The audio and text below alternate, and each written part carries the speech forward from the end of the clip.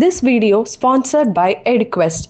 EduQuest offers skill-based courses in digital marketing, stock market, coding, and more. It provides self-paced and live classes with expert mentors. Gamified learning helps students practice with real-world projects. Courses are available in both Tamil and English. Get certified and boost your career with affordable combo offers. The struggle to find courses that truly speak your language, it's finally over. Welcome to EduQuest, where learning is made just for you. At EduQuest, we bring you a wide range of online courses, from career building programs to skill boosting masterclasses, all in your regional language. Because we believe language should never be a barrier to success. Our courses are tailor made after understanding what today's learners really need. So why wait?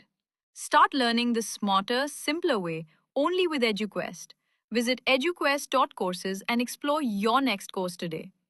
And hey, don't miss out on our exciting offers and promotions. வான்புகழ் வள்ளுவம் பால் இன்பத்துப்பால் இயல் களவியல் அதிகாரம் 110 குறிப்பறிதல் குறள் 1100 கண்ணொடு கண்ணினை நோக்கொக்கின் வாய்சொற்கள் என்ன பயனும் இல.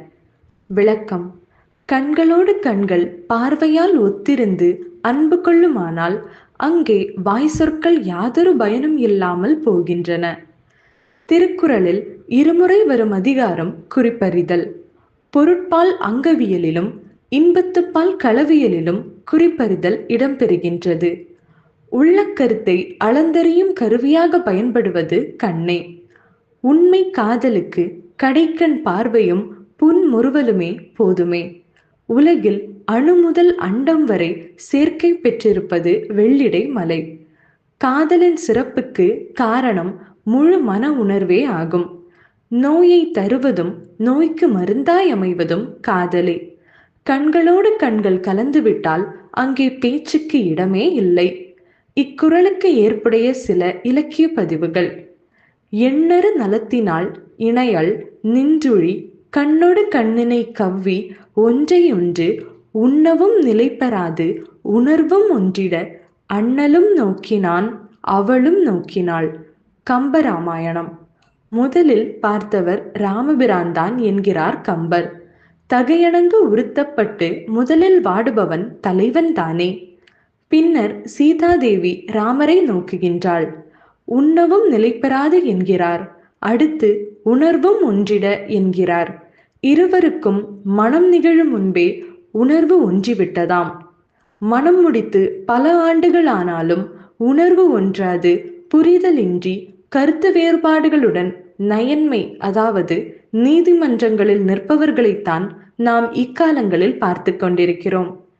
தேங்குவளை தன்னிலே செந்தாமரை மலர பூங்குவளை தாமரைக்கே பூத்ததே ஆங்கு மது நோக்குந் தாரனும் வாழ் நுதலுந் தம்மில் பொது நோக்கெதிர் நோக்கும் போது. நலவெண்பா. புகழேந்தி புலவர்.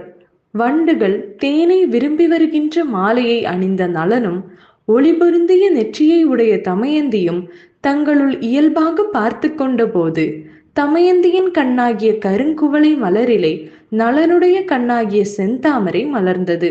நலனுடைய கண்களிலே தமயந்தியின் கண்ணாகிய கருங்குவளை மலர்ந்தது. நின்னையவன் நோக்கினான் நீ அவனை நோக்கி நின்றாய் அன்னதொரு நோக்கினிலே ஆவி கலந்து விட்டீர். குயில் பாட்டு. பாரதியார்.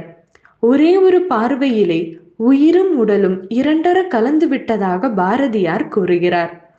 பூ ஒத்து அலமரும் தகைய ஏ ஒத்து எல்லாரும் அறிய நோய் செய்தனவே தேமொழி திரண்ட மென்தோள் மாமலை பரியி வித்திய ஏனல் குறியி ஒப்புவாள் பெருமழை கண்ணே. குறுந்தொகை. மல்லனார். இனிய மொழியினையும் பருத்த மெல்லிய தோளினையும் உடைய தலைவி இடையிடையே பருத்தி விதிக்க பெற்ற முதிர்ந்த திணைப்புனத்தில் கதிர்களை உண்ணவரும் குருவிகளை ஓட்டி நிற்கின்றாள். அவளுடைய பெரிய குளிர்ந்த கண்கள் பூவினை ஒத்த தன்மை உடையனவாயினும் அவை அம்புகள் ஊத்தனவாய் நின்னை போன்ற யாவரும் அறியுமாறு எனக்கு துன்பத்தை உண்டாக்கின.